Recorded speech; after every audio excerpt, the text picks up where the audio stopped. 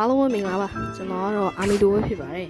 ကျွန်တော်ဒီနေ့မှာ blog တွေမှာအတီးတို့အချိန်စောင့်နေတာဖြစ်ပါတယ်ကဲကျွန်တော်အချိန်ပြည့်သွားလို့ရှိရင်တော့အတီးကောင်းသားတစ်လုံးရအောင်ကျွန်တော်နှိုက်သွားမှာဖြစ်ပါတယ်ဘာတီးရမလဲဆိုတော့ကျွန်တော်တို့လိုက်ကြည့်လိုက်အောင်နော်ကဲအတီးရိုးအတွက်ခုနကတော့အချိန်2မိနစ်လိုတယ်ပြောတယ်အခုကရိုးလို့ရပြီလားမသိဘူးနော်ရှားကြီးဆိုင်နေပဲသွားပြီးတော့ရိုးမယ်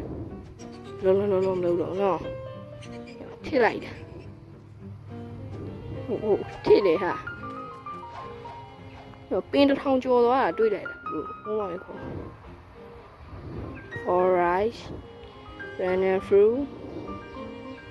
bye oh my god gravity fruit oh my god ရှယ်ပဲဟေးယောခုတင်လုံငယ်နှစ်ပတ်လောက်ကနေ reward လာရတဲ့ new fruit ရှယ်အကျန်းတဲ့ fruit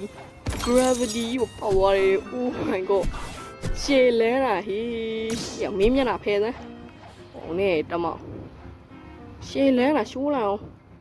နော် gravity fruit ဆိုတာရဘူးလေခက်တယ် reward လာတဲ့အတီးမို့လို့ဒါရုပ်ပေါက်သွားမိုက်တယ်ဟေးဟင်းအောင်ရေးဟာ